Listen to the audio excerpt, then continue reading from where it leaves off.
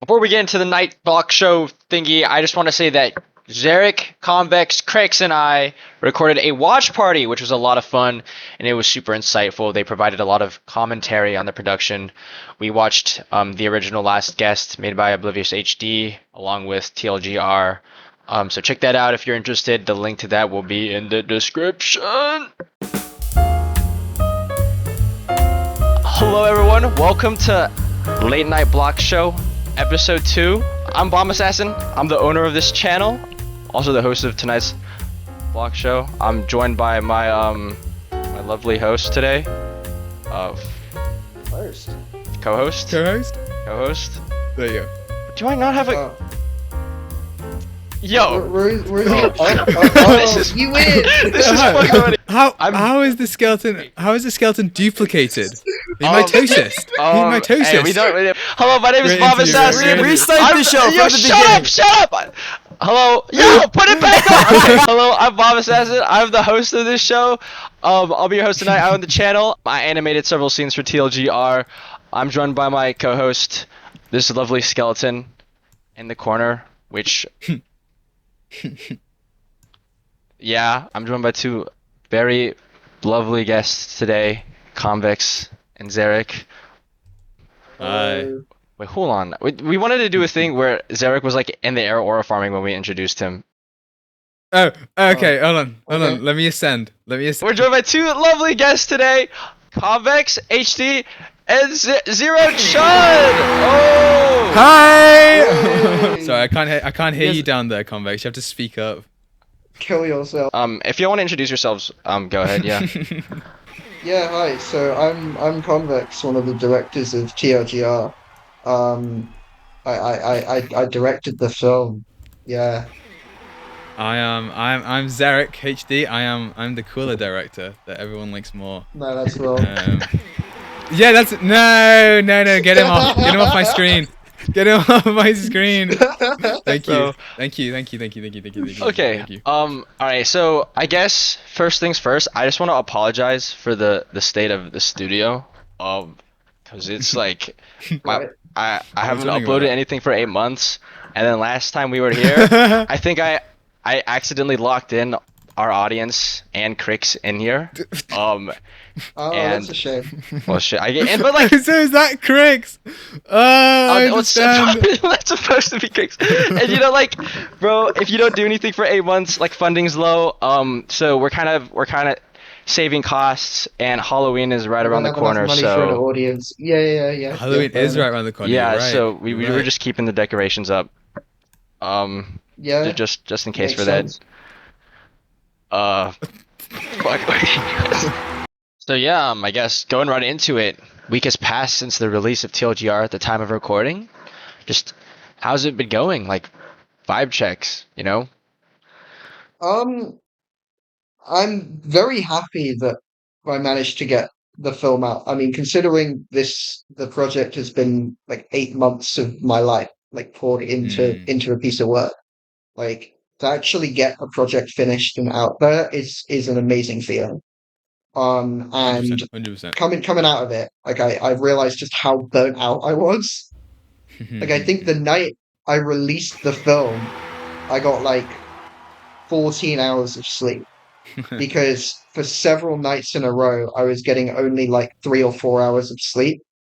And it's like a lot of it was because most of the animators and the people that I needed to talk to on the team were like part of different like time zones, and they were only available at like 3 or 4 a.m. my time.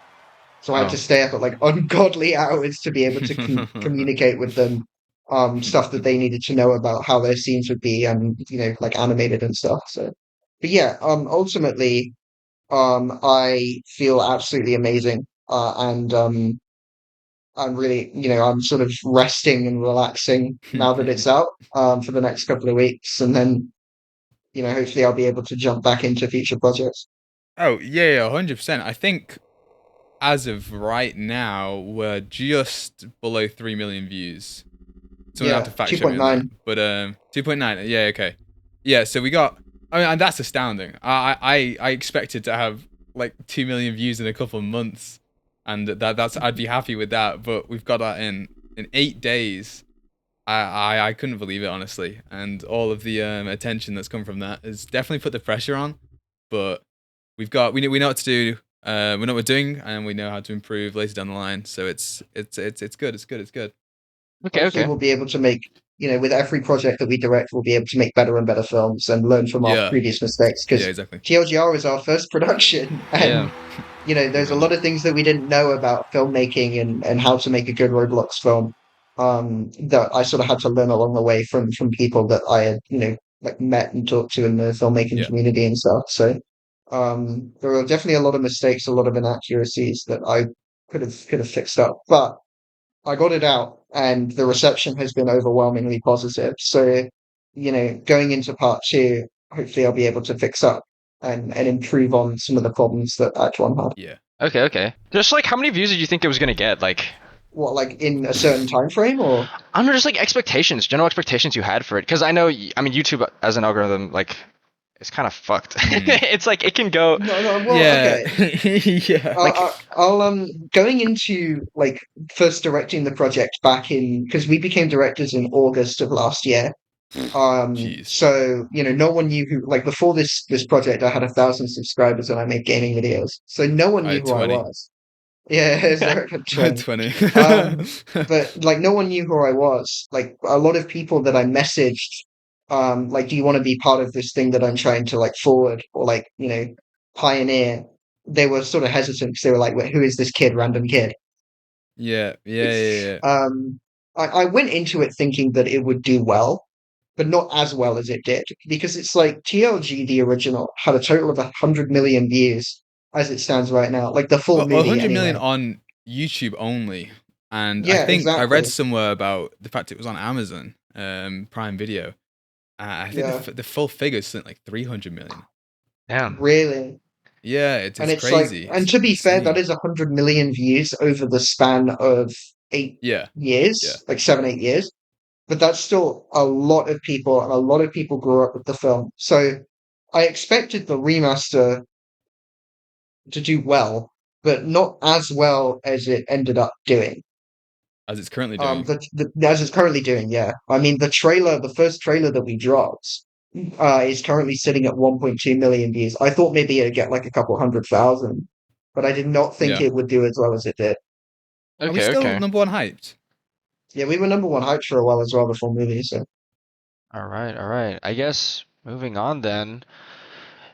You mentioned it a little briefly, but I feel like y'all should go more into depth about it. Just how you got into your position as directors, because I mean, as I'm aware, this project wasn't originally Oof. yours. it's a long one. Zarek, do you want me to take it, or Yeah, what? go ahead.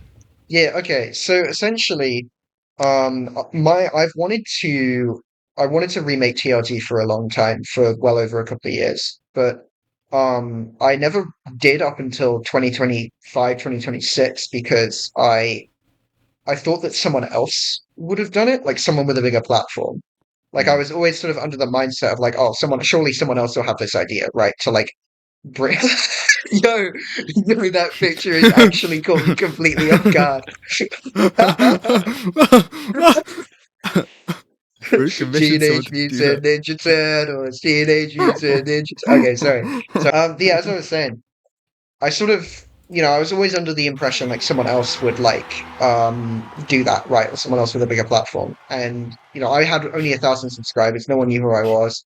I thought someone like maybe like Zoturts or Zilgo or someone like that, someone with like 300, 400, maybe 500K with a pre-established platform would like go and like do that. So I Yeah, never yeah. bothered. But one day I was kind of just like, I was, scrolling through like the RSVP Discord server, which is one like a Roblox filmmaking Discord server. Hmm. Because I've always been interested in Roblox filmmaking. I didn't know how to animate, so I was kind of like just watching so I was in the community, but I wasn't super active in it. I was just watching other people do like make cool things. And I saw that someone named Marco HD was making a TLG remake. So, and he was like advertising it like in like the Find Work channel in the Discord, and he was like, "Yeah, I'm looking for some animators for the project." So, I send a message in that, and I'm like, "Hey, like this looks super cool. I wanted to, how's this project going?"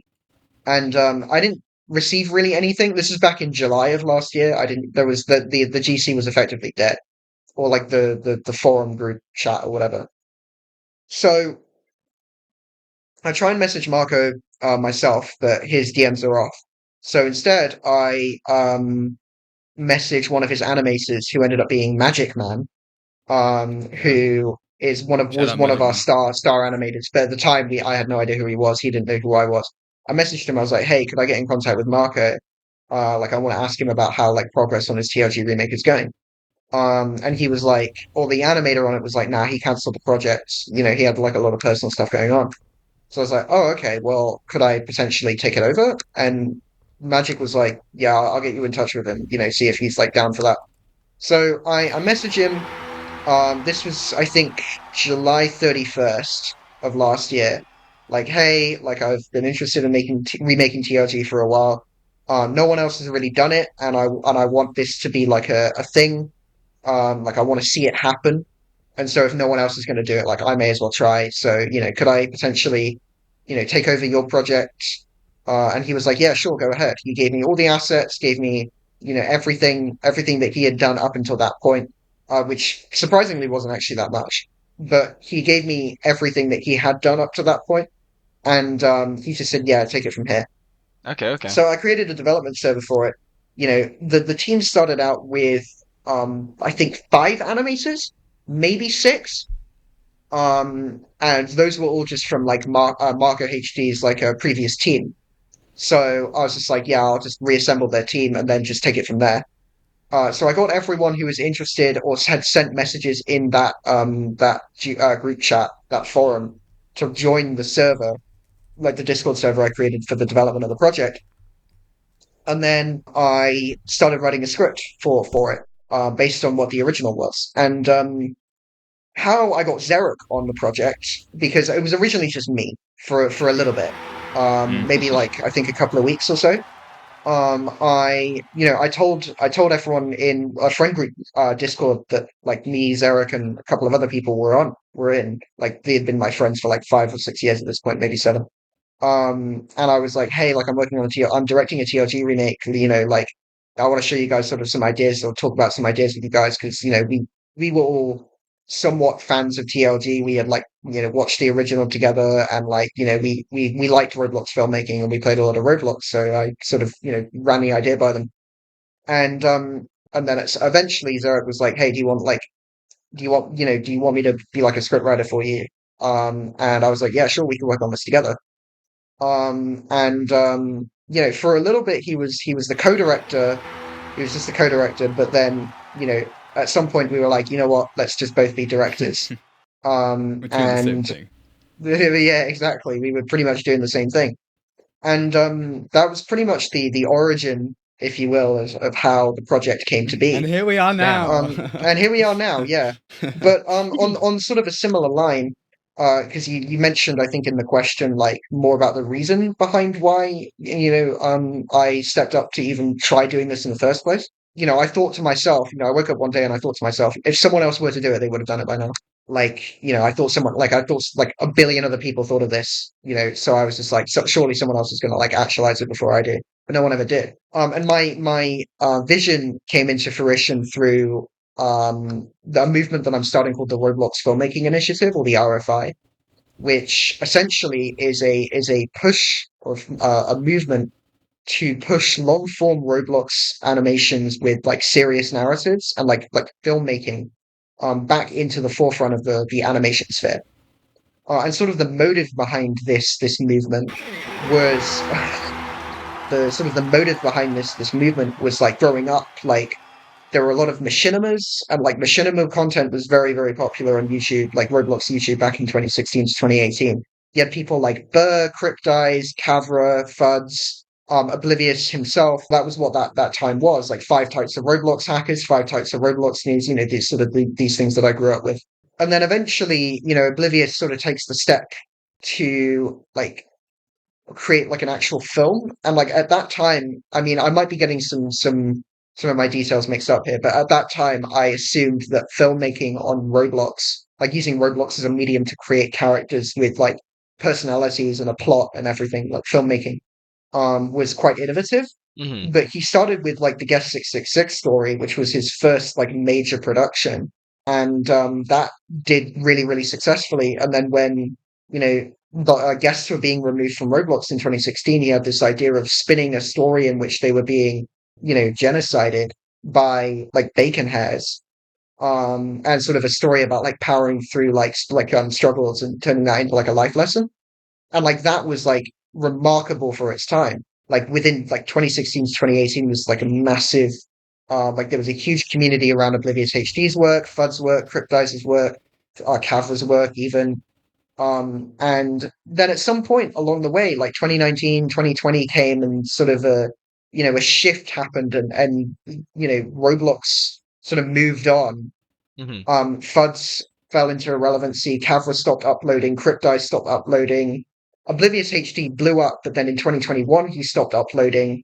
And I just sort of like Roblox filmmaking as a medium had like largely died out. Like there was still a community around Yeah, but it it, just wasn't as popular. but it was very, very small Yeah. compared to what it once was in 2016 to 2018. And I had seen these productions by various different people that were doing like really not great, like in terms of view count, but they were like high quality productions. And the sort of the movement, or like the way that the direction that Roblox animation as a medium was going was like sort of heading towards like Yeah. short form content. The technology to create Roblox films and animations improved massively. People learned more about Moon.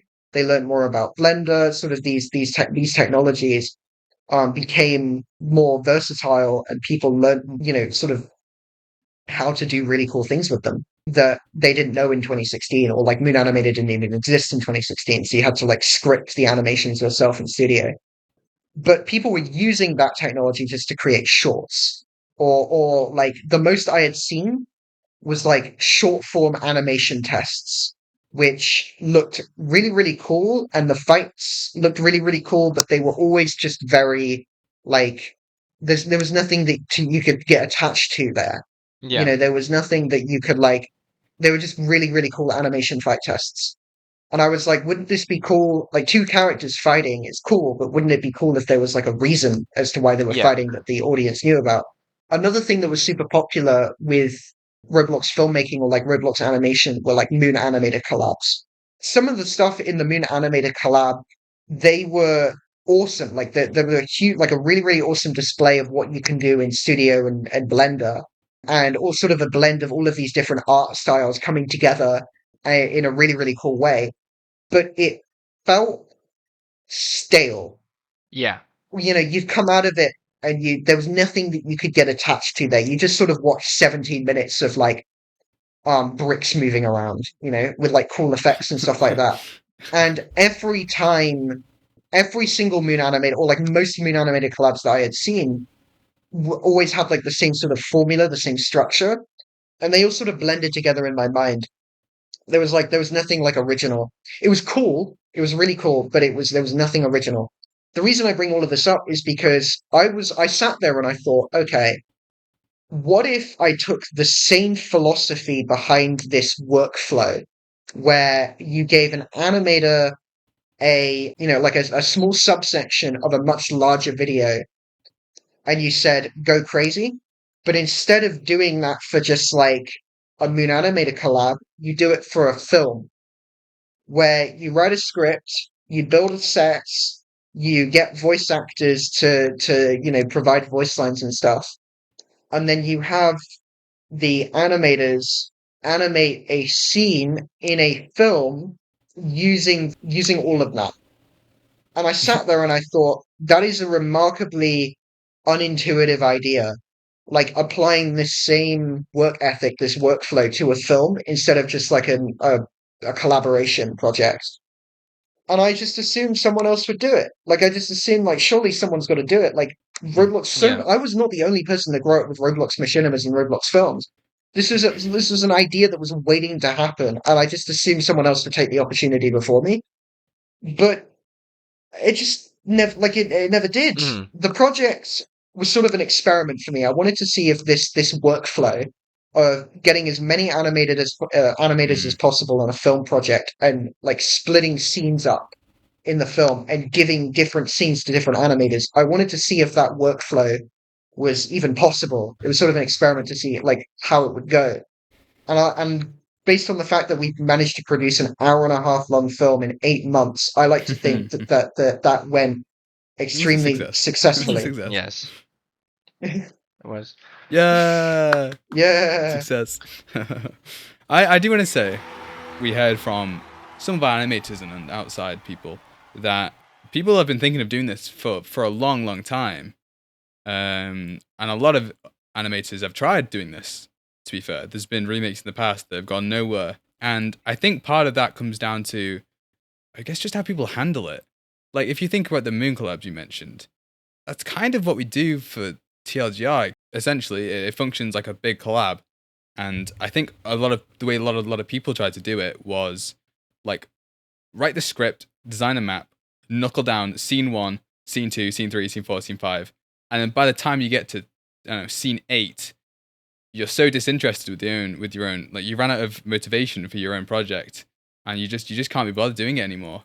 Like you lose interest, and then you wander to something else, like another project, and then you start doing that project, and then by the time you know it, it's 3 years later, and you've started 6 things and done nothing, which I think Yeah, is something exactly. I've definitely seen around before.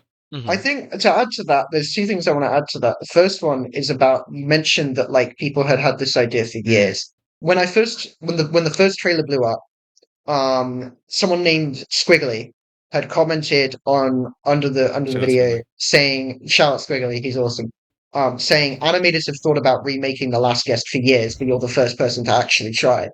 And I sat there and I was like, how have people thought about doing this idea for years, but not actually actualizing on it? And Mm. then like, I had seen people in the comments section like, oh, you took my idea, like you wanted to, you're remaking TLG, but like I wanted to. And it's like, okay, well then do it. Yeah. Like the only reason that we stepped up as directors was because no one had done it. 2018 became 2019, came 2020, 2021. Like 1 year became 2, 3, 4, 5, 6 years. No one had tried, or no, or at least no one had like visibly tried to where like a trailer came out or whatever for a TLG remake project.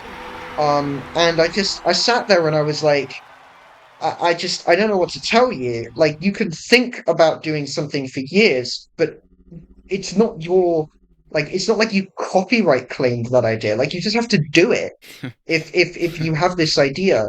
The second thing you mentioned was about how, like, people had tried and they had failed, and sort Yeah. of their work ethic. And this is something that I think, TLGR had like an entirely different sort of like idea where we thought we tackled scenes in parallel rather than in series. At least this was the idea. Mm.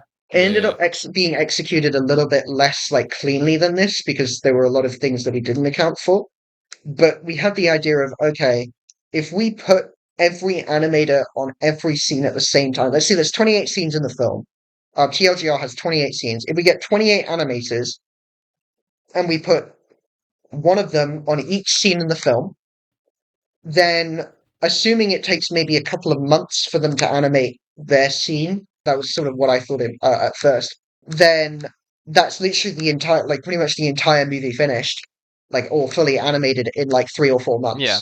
I don't know what it is about it, but a lot of projects that I've seen like rise in the Roblox filmmaking space, or even just animation in general, like a lot of people are very sort of hesitant to invite people onto the project, like in case of like, oh, what if this person like sabotages us, or what if I can't trust this person or whatever. But like Mm. we just had a different philosophy behind it entirely, Sorry to and cut in here though. It's just that I yeah, think another reason as to why, at least as an animator myself who started his own projects, I think a reason why so many animators are hesitant to increase their team is just the fact that they would be sacrificing creative control over the project. Because um, I think it's like an ego thing almost, because you start these projects wanting to make it your own. You make all the choices yourself, and I feel like that there's a lot of pride involved in that. So when you hire more or recruit more people onto your project and give them creative control, relinquishing your own, the project just feels less and less like your own, and it definitely is like it hurts the ego, man. Like, and I think that's like the biggest difference between your project and so many other animation projects is like y'all don't really have a background in animation like you mentioned. So you don't really have that kind of possessiveness over the creative control of the project. And it's kind of like you're not asking for these animators to collab with you. You're asking them to take the reins for the animation entirely, almost, if that makes sense. Yeah, exactly. My thought process was like, TLG was something that I imagine a lot of these animators grew up on. And a lot of people were inspired to animate from Oblivious HD's work and from other people's work, like around that time too, like Fud's Kappa Cryptides that I mentioned. And so I was like, yeah, like just get as many people as possible. The more people that we have on a project like this, the faster we can get it out and still maintaining high quality. Because if you only have like 3 or 4 animators on a project, it's going to take you years to make an hour and a half long film. You have to animate everything whilst also juggling, personal life stuff like work, school, whatever, whilst also doing like sound design, music, all of that stuff. Like this is all stuff you have to figure out. And it would just take you years. And no one's gonna wait years for a project like this. So I was just like, okay, cut to the chase, get as many people on as possible. The more people, the less each one has to do. Hypothetically, it would only take a couple of months to get a project out like this. Now, it took a lot longer because there were a lot of things that happened behind the scenes, but the the fact that we managed to get something out with this philosophy is a testament to the power of the model. And we're going to be applying the same philosophy for future parts and for every other project that we direct in the future because people can complain, oh, like one scene is animated in R6, another one's animated in R15, or one of them has different animation styles than this one, and it's just like, well, at least you're watching something for free, Yeah. Like I'd much rather get True. an hour and a half long production out in 8 months with difference in animation styles between scenes than not have anything to watch at all. Like that's just my thought process behind it. And it just makes like, would you rather, the entire movie be animated in R15 but take 3 years, or the entire movie being animated as it was in TLGR but only taking like 6 to 8 months? You know, Mhm. like that's sort of. I'd much rather the latter, but that's just me. Okay, well, I do kind of disagree with the consistency thing. I definitely would prefer my animation to have like more consistency, and I do kind of value that a lot to the point where if an animation is like consistently inconsistent, then I would like definitely kind of slow things down a bit, try to get things right first. But I mean, I think especially for TLGR, especially since that is your first project, there's some leeway there, and it is definitely something that can be ironed out over time. I just want to say I really admire the initiative just because of like what you mentioned. The like this whole idea that I mean you said it a while ago now, but it was this idea that like so many Roblox animations revolved around just like fighting, and there wasn't like as somebody who animates because he enjoys to write, like that is Mhm. like to me I find it very like substanceless how a lot of animations are just like fights or like just like simple scenes without like any like Anything to gravity latch toward them. onto. There's really like Mm. nothing Yeah. there. And I mean, yeah, I'm really excited for the future. What about you, Cricks? What do you think? Cricks? Bricks? Cricks? No, he's He's no, dead, he's doing man. fine. He's doing fine.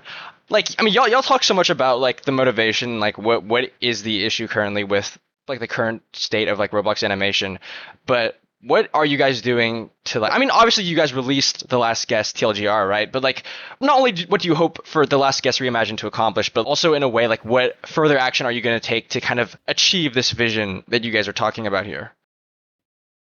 Mm.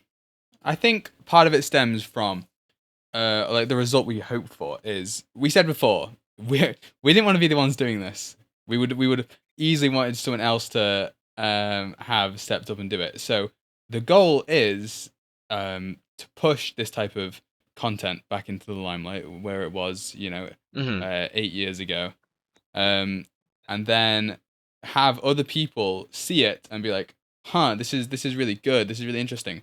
I wonder if that idea or this project that I'd really like to do would work out and get attention or be successful rather than spending several months and then wasting it on something that gets like a couple thousand views. So the goal is to hopefully inspire people to just start making stuff. Like the entire point of Roblox is that it quote unquote powers imagination. And currently it just powers preds. So I'd like to, give it Nice, some yeah. give it That some and brain type rot of games. content. Yeah, that man. and brain rot. It powers AI. Like, come on. I want Roblox to go back to how it was when, we were all younger and something that was actually creative. And I think part of that stems from people having to step up and get inspired to start making something which is worthwhile, Yeah, to add to that, sort of this whole idea with the initiative was something as another thing that I noticed about the filmmaking community is these people that were making these high quality like animations and films, like people that were doing Roblox filmmaking were very unknown. Mhm.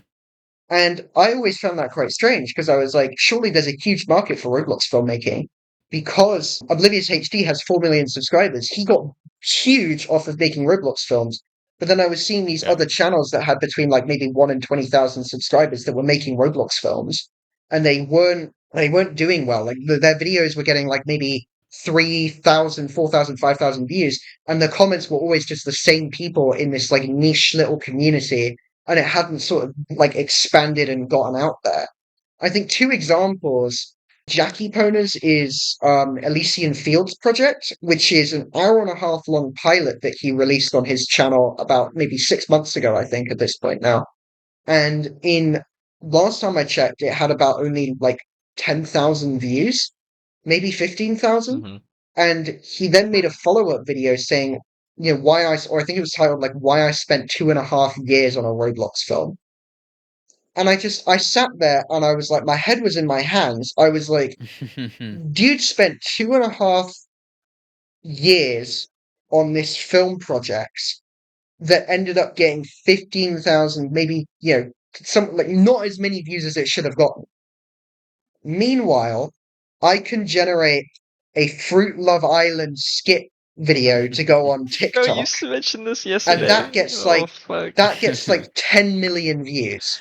And I Bro. did that in maybe 2 days of just prompts. Not even Yeah, 2 days, yeah. maybe a day. It's a brutal world, bro. And I was just like, dude, this is criminal. Actually, And yeah. another person that I'd also like to highlight is Gamer J Studios.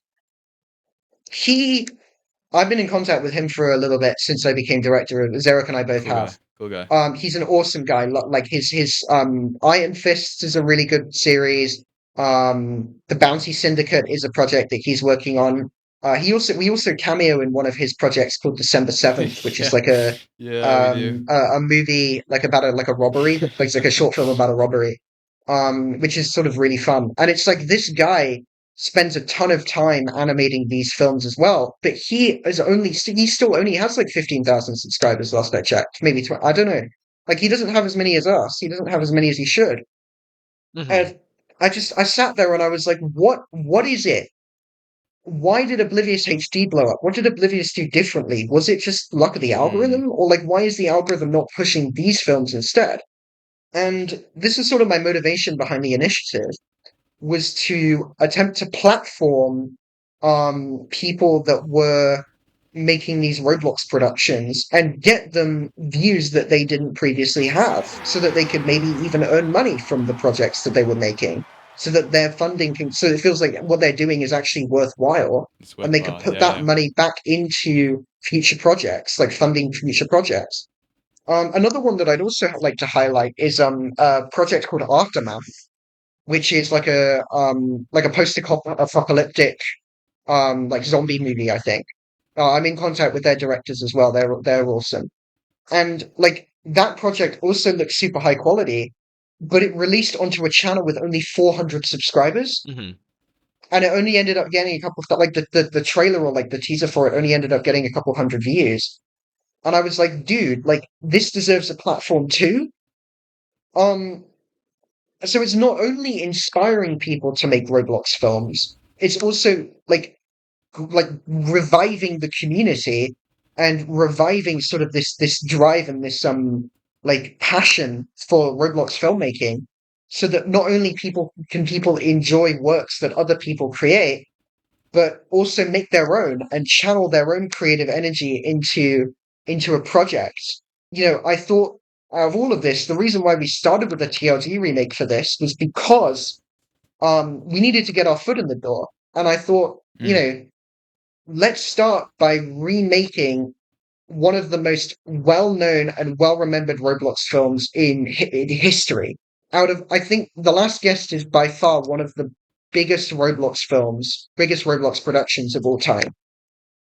And you look at it in today's standards, it's chopped. Oh my god! Yeah. Like the lighting's chopped, the story writing is could be better. The animations are chopped. Like everything's chopped. Yeah. But it was okay because it's 2016, and also Matt when he was like 15 or 16 when he made that. So I'm not like trying to flame it and say that it's bad. Like I didn't think it was bad at the time. I'm just saying to today's standards, you compare the quality of the animations of TLDR versus the original, and you just see this massive difference in production value. Yeah. All right. Well, shit. Wait. Do you guys have anywhere to go soon? Because, a genuine question. Because we're not even through the first round of questions yet. And we've been on for 50 minutes. I'm chilling for the next 4 hours. I'm fine. Okay. Cool. Then I guess time isn't an issue. If time's not an issue, then that's fine. Well, shit. I mean, wait, Cricks. Do you have anywhere to go soon? Or? I mean, I ain't got much to do. I could be here all day if I'm being honest. How did he do that? But he actually he resurrected. Bro might be Roblox Jesus. Alright. Build a man. Snack break. Oh yeah, hi guys. What's up? I've been here. Bombs trapped me in this fucking talk show for I don't know how long, bro. I haven't been keeping check, but as you can see, there's a lot of stuff in here. I'd like you to introduce you to some of my guys. You have Shark. That's the guy over there on top of that big stool. This thing with the truss. He's really cool. If you look at him at a certain angle, you can see his face.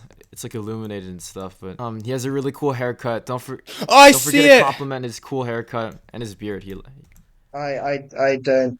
How I do see him. I do see him. Underneath this stupid Yeah. fucking plank, bro. Yeah, he's awesome. And then, Oh, over that's here, really the cool. pink thing in the corner. This guy's Fodder 2.0. This guy's helped me through a lot. Being isolated and stuff. He's the pink thing, right? And we kind of had to replace him after the first Fodder died last show. Why does he look like that? Why? I didn't want to be rude, but yeah, why does he look like that? Fodder's not really good at placing beards on his face. Fodder 2.0 at least, but he wanted to be like Shark a lot, so I just had to give it to him, What? Yeah. Is it stapled You on? can actually maybe. I don't know. I never asked him. You gotta admire the he's got dreams, he's got aspirations. You could actually ask him a question. Yeah. He's like an 8-ball. He could probably respond. Okay. Oh, no way. Okay. What's the question we could ask him? What's his name again? Fodder. Fodder 2.0. Don't forget the 2.0. Fodder 2.0. Is our father Oblivious HD ever gonna come back? Yes! He said yes. Oh my god. Everyone turn your volume up. Wait, Must be why true. He's is he coming like back. a messiah? Why are we taking this Yeah, guy? Fodder's a messiah. I kind of hate this guy though. I'm gonna be honest. I no, never, I believe it. Don't say it. He's gonna get really I mad, never dude. liked Fodder, and now he looks even uglier. So Hey now. Crazy. Hey now. Look, Hold on a minute. I feel like I we can't advise you judge people guys. by their appearance. I advise you guys to ask Fodder a lot of questions because he likes the Yo. attention. If he doesn't like the attention, he gets pretty angry. So Okay, I have a question. Will the Roblox filmmaking initiative be successful?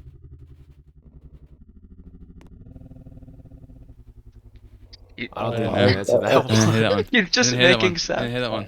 Who's growling? Oh, why is he growling? I don't think he Is wants he to angry answer at that me? one. I think I might have made him He mad, but likes that's that not my problem. That's his problem. Yo, I literally said I heard you had food for us. I have Snack food. break. Okay, guys, wait, guys, wait, Zara, get You down have here. food? Okay, hell yeah. Down here. Cooked by my best friend Timothy in the other corner of the show. That chef spider guy in the back. He cooked this beautiful What? snack for you guys. What am I looking at? This was able to let me survive the isolation for so long. Timothy's in For 8 hibernation though. He kind of had to sacrifice his own like well-being. If you guys could be nice about it, it's Timothy's first cooking, and he's kind of in hibernation too. Can I get a plate, bro? Can I get a plate? Yeah, you can just No. raw dog it. Use your. There you go. Yo, guys, it cannot be that bad, dude. I lived like 6 months off. Timmy, it's great. No, it's not. Timmy. Yeah, Timmy, it's great. Timmy, Thank you. great. I don't think Timmy Wow, can they're so hear it. kind. Save your compliments for when he wakes up or something. Hold on, someone stand underneath me. Yeah. Okay. He wants a shower.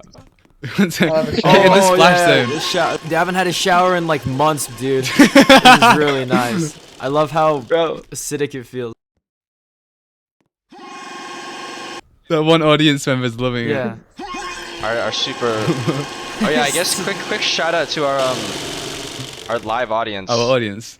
Live Yeah. audience. Live Yeah. studio They've audience. they've been here Live as long studio as I've been audience. here, but yeah, they couldn't survive because they just weren't that good. They didn't like I Timmy's mean, cooking look, you better. gotta admire the dedication. Like they Yeah. love the show so much they're willing to stay here for eternity. Like I don't think they had much of a choice, bro. Oh, that's pretty disrespectful, man. I, That's I, pretty I didn't do disrespectful. that. That's Yeah, that's pretty disrespectful. Hey, bomb. yo. I was gonna say, as a token of my love and appreciation to the Stop audience, I will resisting. give them all a shower. That's beautiful. Give them all a shower. What am I standing on? We have cameras set up around. So if you just go through, if you press F, like there's a camera Oh, on your wow. keyboard. Oh my goodness! No way. Then to reset it, just press comma to send it back to your Comma. to Wait, like how do I switch That's cameras? so neat. What cameras are where? Giza camera. Like just it's the Yeah. Oh, FGH. H is a camera, J is a J- camera, K is a JKL. camera. L. Oh, we get a fodder close up. L is our Find a close up. audience. Can we Yeah, that's please remove awesome. the K angle? I don't like that. You don't like the Wait, K? wait. Go to the K angle real quick. And if you press semicolon, we got a Yeah. little like rotating one. Oh, that's fun. But you have to press comma to reset it because that one's like special. Wait, Yeah, what yeah, else is yeah. there? What And else is then there? we got the V camera. We got B. Well, that's the shark camera. We love the. Oh, B. Okay. Whoa. Do not click F. Do not Do click not- F. Shit, I don't know what that's cricks. What the hell is that, bro? I Address me. Address me. I think that's the basement in our show. If you want to go check out our basement. Yeah. You know what? Sure. Let's What's the address. Hey, I haven't been outside in the modern world for too long, so I don't know what y'all are talking about with this new people assigning words to different. Oh. No, I was the- experimenting the or something. It address must have been like me. you guys must have been like hallucinating. what what? Oh, wow. Like check the M camera, bro. It's always been skeletons, guys. What are you talking about? Oh, it's always been skeletons. Yeah. What? It's always, the Yeah. end camera has always been skeletons. Oh my goodness. No, but Yeah, real y'all, talk, like, y'all, why- y'all, why y'all there's might so be many, bro? hallucinating. Guys, Why- just why get out, are get out. I'm You know, experimenting here. This is my Zarek, project. Zarek, we are just Okay, crazy. okay. We are just Yeah, you crazy, guys are know, crazy. like- Stupid. Alright, we should probably move on to the next round of questions. Yes. Something suspicious is going on. Here, you got to get up back on your seat. I get angry when I don't get my yaoi. I mean, Yeah. yeah, y'all don't have to disclose how much money y'all spent on this project, but I mean, I know y'all spend like a considerable amount, right? Like, We kind of already did in a wiki we did. So oh shit. I think Okay, it's well, chill. I mean, if y'all comfortable I with think that, it's chill. how much exactly did y'all spend on this project? Xiao Hongshu. I think the full cost comes around to we're both British, so it'll be in pounds sterling. I think it was about like 2.5 thousand pounds. Was it really that much? I thought it was only £2,000. Well, no, 2.5 combined with Well, trailer but money. that's and the including ones we put in everything. person. So that's including Yeah, Xerx's everything. Yeah, contribution, everything. mine contribution, and the a lot of pretty much all of the money from the trailers went into the project too. Yeah. Like the AdSense revenue that we earned from the trailers, that we put that back into the project as well. So then, yeah, I just wanted to ask, like, all that combined, like, is this like sustainable to do? I have no idea. We're Good just gonna see question. how much we earn from We'll from see the at the full end of the movie. month, yeah. You know, if we because we need to break even, and then after We that, hope that we break even at least, yeah. at least we break even. And then after that, we'll hopefully be able to, like all of the extra profit that we make for the movie will be able to go back into not only future projects that we make, like future parts to TLGR, but also other projects that are under the Roblox Filmmaking Initiative. Another thing I wanted to mention was this idea of the initiative was to essentially make like the ConvexHD channel, like sort of like a host channel for various different films, series, and projects, similar to how Glitch Productions is like a hub for all of, like all of the projects that Glitch Productions is sort of helping to fund and get out there. But each individual project on Glitch Productions is directed by a different person. Ultimately, my idea was like TLGR is directed by me and Zarek, but another project that is under the initiative, like sort of label, is a project called Letters from 16, which is directed by someone named Lindo and someone else named Axie. They agreed to be under the initiative label to help their project, their film, like a series, sort of get like some attention as like a Roblox production. But another, in regards to Letters from 16 and sort of any other future projects that we acquire under the initiative, it's sort of a litmus test. I'm really interested to see how it'll do, because a lot of why TLGR was so successful was because we were kind of going off on the hype of the original. Like the original got 100 million views, and it's sort of a lot of people watched the remaster just because of the sort of the nostalgia factor, the nostalgia value, right? But Letters from 16 and most of the other projects that are going to be under the initiative are completely original ideas that haven't been seen before. Like they're not remakes of very old media that exists on the platform. They're completely original ideas. And I'd always wondered, like, can an original idea, can original IP do well as a production, specifically within Roblox? Because outside of Roblox, yes, we have seen with pretty much every single Glitch Productions pilot that it has ended up doing extremely successfully. I mean, the Amazing Digital Circus pilot got like 300 million views, I think, and that's crazy. But like that project, like the characters and the idea of it hadn't existed before the pilot released, and it got massively successful, and a lot of people really resonated with the characters. Letters from 16 is an original idea within Roblox, so it's sort of seeing, okay, will this do well as a production? Will this get a fan base or a community in the same way that other like Glitch Productions work have? And the final thing I'll say on this topic specifically is one thing I've noticed about sort of Roblox filmmaking, or just like just filmmaking in general, and like indie animation. And this is sort of like a way to tell if your project was successful. This is I call it kinning the characters. I'm not sure if this is like the right term for it, but what I mean by kinning the characters is essentially making the characters a part of their online identity. Like sort of drawing fan art of these characters, making their profile picture, their banner, these characters, and so on and so forth. This is what I noticed this with the Amazing Digital Circus especially, is a lot of people really resonated with like Podney, Jax, Ragatha, these characters that existed within this show, and sort of like made their online identities around these characters. And I was very interested to see how this would do with TLGR, because TLGR, if you haven't watched it yet, we do introduce one or two new characters, but they're technically not new characters, they're more so just adaptations. Well, one of them is, but the two main characters that I'm going to be... Yeah, well, that's what I mean. But the two characters that I'm talking about here are sort of adaptations of characters from the original that didn't exist. And those two characters are Simon and Zane, who we saw with what we didn't see with the elephant. We didn't see that with the elephant earlier. But press M. Press M. Yes, press M. But these characters, they didn't exist in the same way that they do in the Reimagined. And after the full movie released, I saw a lot of fan art on Twitter, TikTok, and other places drawn of these characters, and a lot of people were, setting their online identities like Simon's #1 fan or Zane's #1 fan or whatever. And it like that to me was really, really interesting, because it's sort of the direction, or at least this is sort of the key to sort of understanding why some Roblox productions by people like GamerJ Studios don't do as well as others. And I think it just has to do with the direction that indie animation and indie filmmaking as a medium is going.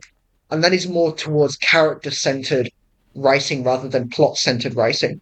Yeah. The Amazing Digital Circus. I don't know if this might be like a correlation isn't causation thing, but the Amazing Digital Circus is a project that is almost entirely character centered. Yeah. Like the characters are the main point of the show. You watch the show to see how the characters interact with each other and how they deal with their circumstances. They deal with their circumstances in different ways. One of them is a bully, one of them is reserved, one of them is quiet, one of them's aggressive. Like, there's sort of different ways of handling the hardships of life and just trauma in general, and the sort of their backstories. Projects like from people like GamerJ Studios, or like let's take The Last Guest for example. The Last Guest is entirely pretty much plot centered. Like the plot is really, really like it's massive in the sense that like it's a story about a genocide that takes place throughout an entire country, an entire world even, like and the complete eradication of like a species or a race of Robloxian. So it's a massive plot, and so it's kind of hard to juggle character personalities with the plot in the same way that the Amazing Digital Circus can. Now, TADC, the reason why it can spend all of its time on its characters is because the plot is sort of very simple. Like, Kane puts them in an adventure, they go on an adventure. At the end of the day, they always return back to their starting point. And like the show is primarily focused on the characters less so than the plot. And it's like the Amazing TADC kind of strikes a balance in that way because like each episode does follow from the previous one, but every episode has the same formula, except maybe 8, where the characters go on an adventure, and then at the end of the day, they always return back to their starting point, which is the circus. They always return back to where they started. So, with a show that has a very simple plot line, you can focus all of your attention on the characters, and I think that's why TADC has done so well. And that's also why I like to think that the TLGR has done really well as well, is like people like sort of adopting these characters, Simon and Zane, as a part of their online identity because they sort of resonate with them. Like they like these characters because they have like a personality or a flair to them that the original didn't. And a lot of people resonated with Simon as a character because he's like a bully that goes through a character arc. He has like he has a redemption arc. But he also, talks about how he had like a traumatic upbringing. And although nothing's shown, it's sort of vague on purpose. Like there's room to sort of, insert your own headcanons and your own ideas. And I think that's another thing. That's another reason why, like especially a Roblox film can be super successful, is if you just focus, sort of you expand on characters, but you leave space for people to sort of insert sort of their own personal experience into these, or like project their own experience onto these characters. Someone may like Simon because they had a lot of trauma growing up, maybe, and they sort of, they resonate with Simon as a character because they think, okay, this is a character this is a person that's gone through a very traumatic upbringing, and this is how he copes with that struggle. So one thing that I know I've been talking a lot about this, but this is something I find really like this is like a thing that I've wanted to sort of understand for a while now, and I think I'm like getting closer to sort of cracking the code as to how or like what makes a successful Roblox production. Another thing, or like another like a Roblox film that I want to bring up here is I'll bring up 2. There's one called Elysian Fields, which I mentioned previously by Jackie Ponus, and then there was another one that I advertised in the server that's also advertised in the RSVP. It's called Tensions. I don't remember who it's by. Let me quickly check. But essentially, Tensions is like a 20-minute pilot. Yeah, it's by someone named Sinke Library, I think is how you pronounce that name. But Tensions is like it's a 20-minute pilot that you can go watch it, which is about like bacon hairs and gas, and it was inspired by the Bacon Hair as a movie by Oblivious HD. One thing I noticed about the pilot is the characters were very basic. They were very like hard to follow. Like it was hard to know who was who. And what you see in these projects like Tensions and Elysian Fields, or what you don't see rather, is you don't see people killing these characters. You don't see people as a part of this fandom set their profile pictures or their bios or their banners to these characters like like the main character of Elysian Fields, for example. I can't remember his name, but I can picture his face. Like you don't see that because there's not enough substance, perhaps. Um, or maybe that might be not, but that's just sort of a hypothesis. But this is something that had a very keen eye on for a while, and that's why I was so excited to release TLGR because I wanted to see, okay, what will the fandom do with this? What will the fandom do with these characters? And the fandom have adopted these characters. They like there was this person on TikTok that I saw that set their username is like Simon's number one fan, and in every single like Simon like art that was being posted, he was like Simon mentioned, who is Simon? Simon is, for the hungry, he is the food. For the darkness, he is the light. Hold on. Yeah, like send the quote. Yeah. Simon mentioned who is Simon. For the blind, he is vision. For the hungry, he is the chef. For the thirsty, he is water. Okay. Yeah, I got one of them on my posts. The glaze, bro, the glaze. But like I see that with TLGR, but I don't see that with these other productions, and I have to think, okay, well, what is it different? What's different? What do we do differently? Yeah, I never thought about that before. That's a good point. Yeah, I mean, if I could just say something about it, I think it's a really good insight into like I think just how the internet culture like functions or operates, because I mean, like you said, a lot of these other animations that aren't exactly picking up a lot of steam, the characters really only serve as like a vessel for the story to unfold, and it's like very much just like you're in it for the journey and not exactly for like the people that you're like going on the journey with. And I think just in general, because I mean when you mentioned this idea about like character-centric like appeal, the first thing that kind of came to mind is like mascot horror, like that whole concept and how viral it is, especially on the internet. Like it's not even about like the situation or like the atmosphere. It's like about the character and like people being attached to these character designs and their just the character appeal. I would say less the character designs and more so just what the character themselves present to the world. Yeah. Because something else that I find quite interesting is like people don't necessarily get attached to characters' material selves. They get attached to the character's personality and what they present. I think Project Hail Mary sort of demonstrates this idea like best. Like one of the main characters of Project Hail Mary is a literal rock. Like he's a sentient rock. But it's like you can give them a lot of emotion by giving them the personality, by breathing life into this character. And there are various different shows out there online that have like sentient objects as characters. I think BFDI is a good example of one. Holy shit. Where like the characters in BFDI are like numbers or like objects, like envelopes and like microwaves and shit like that. But it's like it's still like a very popular medium because it's less about the character design and more about what they present to the world. Another thing that I wanted to mention as well, because I was going to mention Lessons from 16 in regards to this whole litmus test stuff, because Lessons from 16 has a much different vibe as a project compared to TLGR. While TLGR is a much much more massive. That is crazy. TLGR has a much more like world spanning plot, and like at some point you kind of have to just put aside the characters to progress the plot. Lessons from 16 is a very simple plot premise where it's just about two girls navigating high school. Yeah. Like think like Class of 09. Yeah. And so because the plot is much more simple and much more scaled down, you can focus way more on these characters. So I'm really interested to see, will the fandom around Lessons from 16 develop the same idea that TLGR has, where people start adopting these characters or resonating with these characters and like kinning them?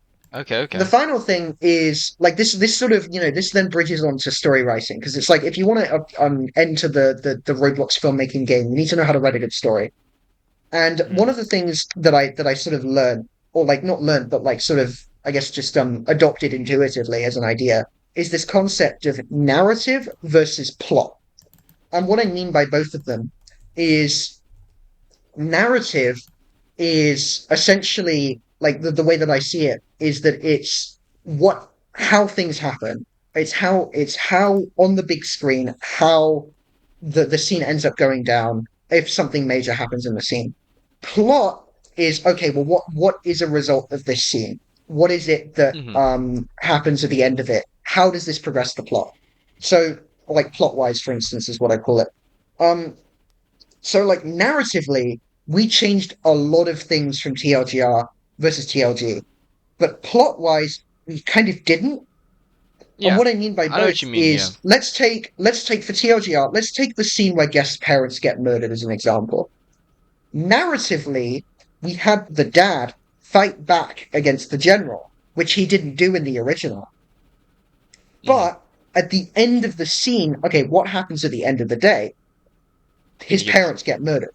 If that scene went down differently to where his parents wouldn't have gotten murdered, or maybe one of them survived, then the plot would have been fundamentally altered, right? Another example that I could give is the whole like the 10-year montage after the orphanage break-in scene.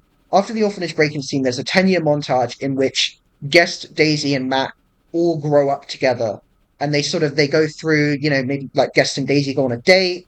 Guest proposes to Daisy. Guest and Matt like play basketball. Like sort of all of these things happen. Like they graduate from high school.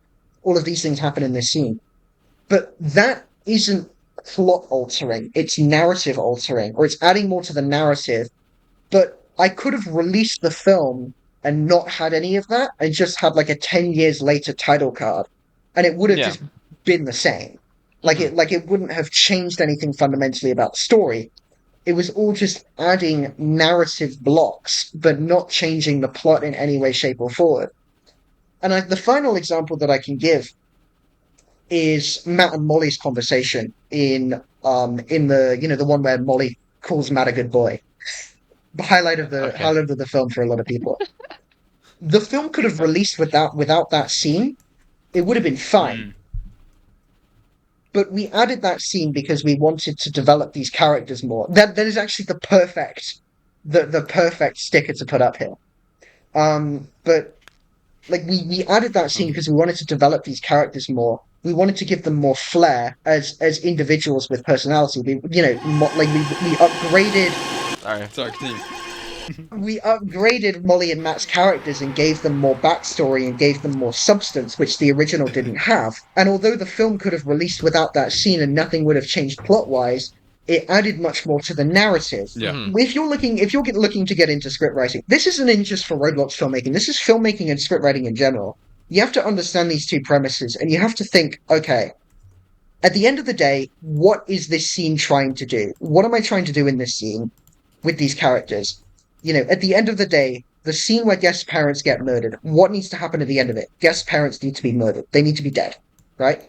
Yeah. But some scenes exist purely for either narrative blocks or just to transition you to the next scene. For instance, after the scene where Guest's parents get murdered, there's a scene in which Guest is in the police station, and two police officers drive him to the orphanage. That scene, nothing in that scene happens plot-wise. Nothing even happens narratively either. The scene doesn't develop any characters in any way. It merely exists to transition Guest from, having lost his parents to the orphanage, which is where the plot can then continue to move forward. So I would split scenes into 3 different categories. I would split them into plot, narrative, and what I just call like a moving block, or like just like a pusher, maybe. I don't know, like a good word for it. But a scene purely to push the set up the next scene. Forward. Yeah. Yeah, or I call it like a setup scene. And once you have like a good understanding of these 3 different concepts, you can then think, okay, how much time should I put on each scene? You probably shouldn't put that much time into the step up scenes, or like the setup scenes, the scenes that set up for the next scene. Like the police station scene, there is no reason to put more than a minute of the movie on that scene. Again, the whole point of the scene is just to advance the plot forward and get Guest to the orphanage in a way that makes sense. Although, wait, if I could just interject really quickly, though.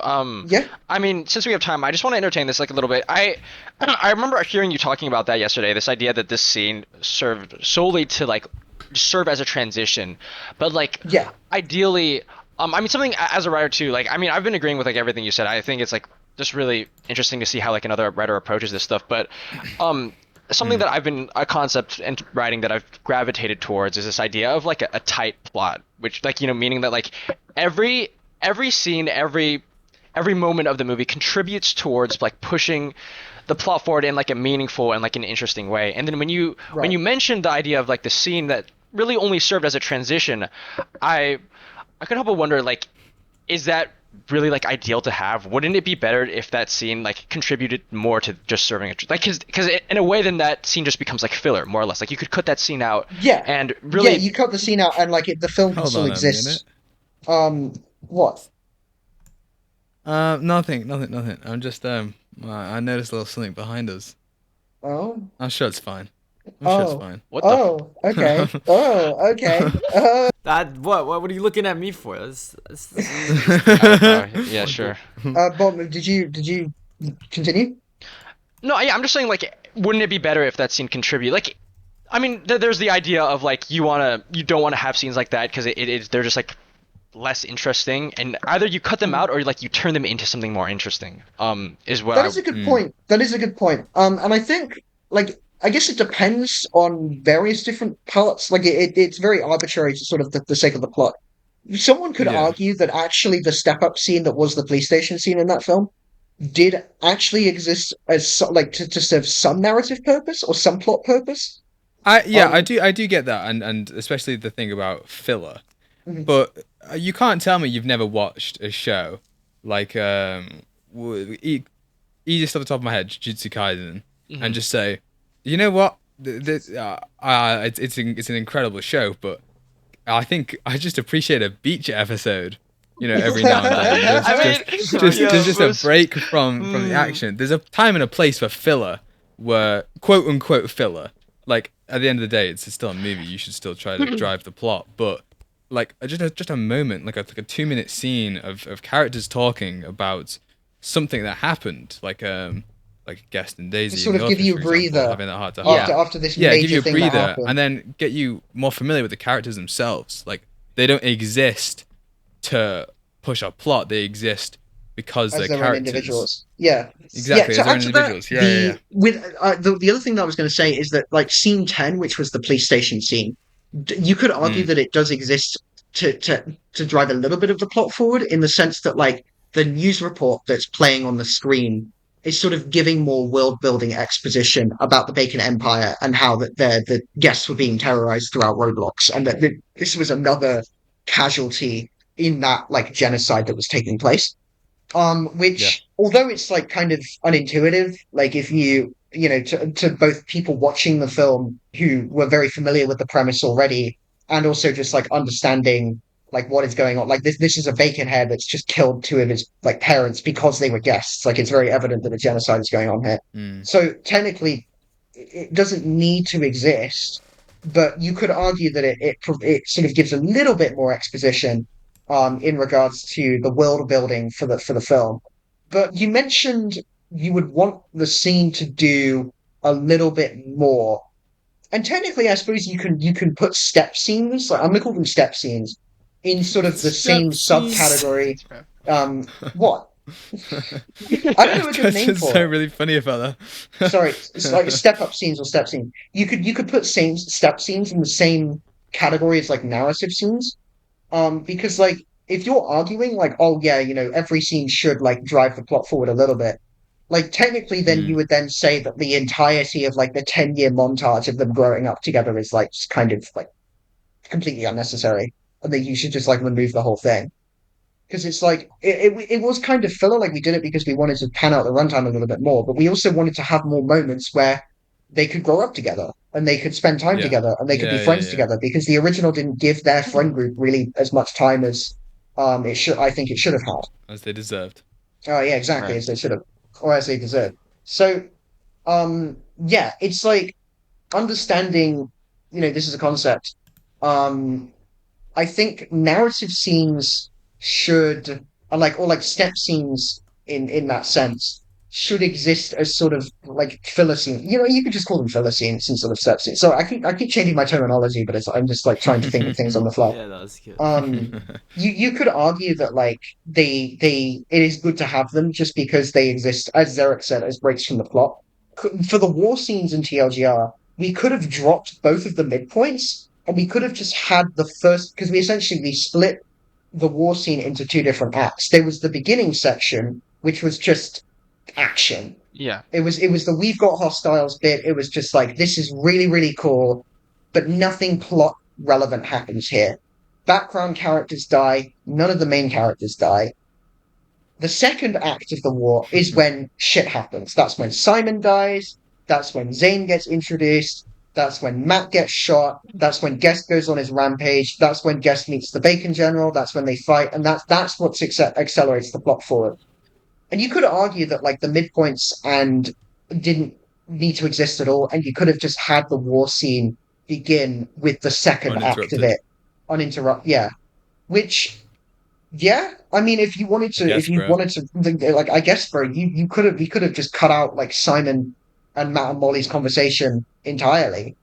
But the reason why we did it in the way that we did was because we wanted to develop these characters, and like narratively, like plot wise, they do nothing. Like all the scene with Matt and Molly, all that did was just develop their relationship. But I still argue, like, I think it's very good that it existed because now people have more to sort of chew on. It's like, oh my goodness, I love these characters. I love how they're interacting with each other. Like, there are a lot of people talking, that draw fan art of these characters and sort of their relationship dynamic together. I think two of my favorite artists within the TLG community are Krasno and Taru, who draw like really, really. I mean, they primarily draw like Matt and Molly fan art. That gives them more to chew on, and that gives everyone more to chew on.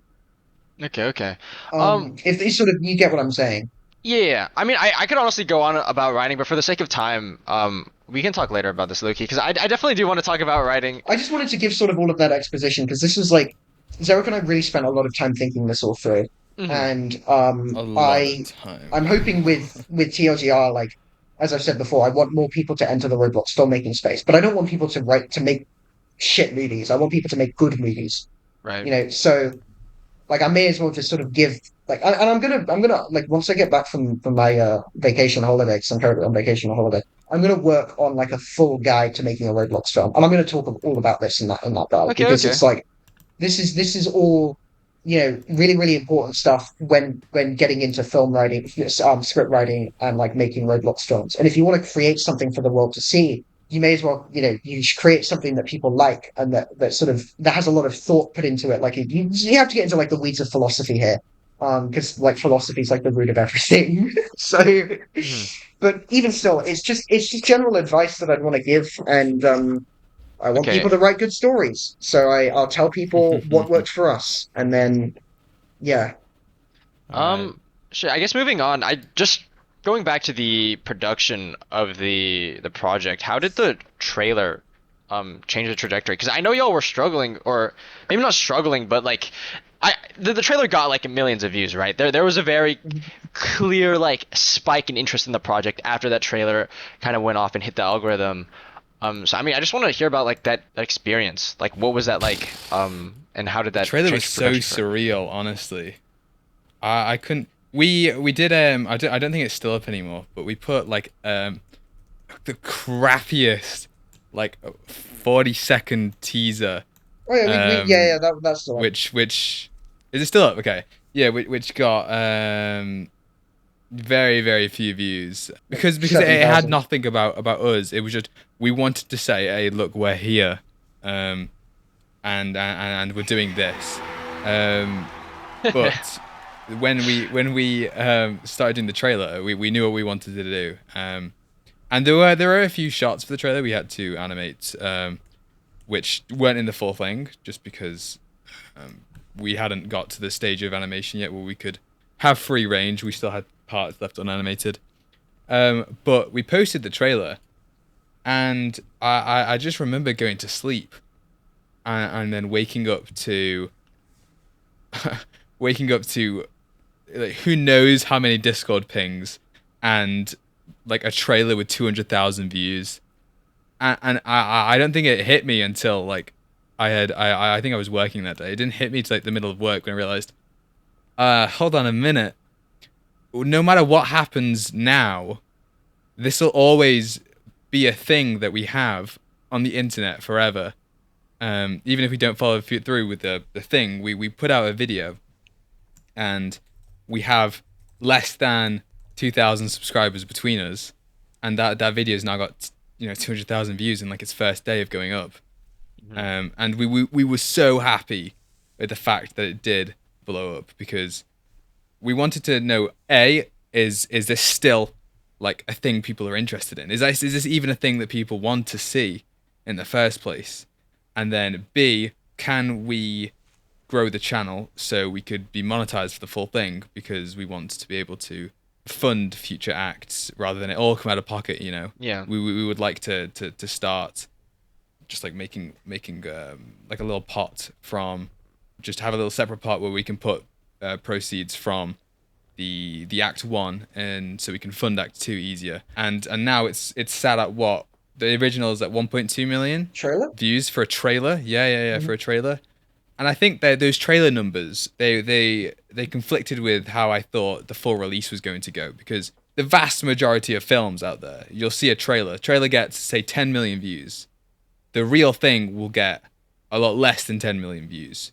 But that's because it's like a movie, you got to go out to the cinema, or you got to wait for it to come onto streaming, and then you got to either have to buy it if you don't want to wait. Compared to things on YouTube, if you've got like a trailer which people are interested in, and then the full thing comes out and it's free to watch, and all you got to do is click on a screen, I think the full product is much more likely to, like, people are a lot likely to be more interested in the full thing than just the trailer itself. But no, I was blown away. I don't know about you, Convex. Well, in regards to the first When trailer, was it? yeah. Sorry, when was it? 5 months December. ago? December. Yeah. Damn. Ages ago. Sorry, I'm just Damn. trying to ignore I'm trying not to address the elephant in the room. The elephant. Yeah. Hold on, I have to hit but no, in regards to the trailer, I mean, like, the first thing I want to say is Zarek was the one that had the idea of using every living breathing moment Hold on. for the film. Yeah. For the trailer. So if I had not gotten him on, I don't know what I would have done. He was essentially the catalyst for why the trailer did so well. Yeah. But he had thought out the structure of the entire first trailer.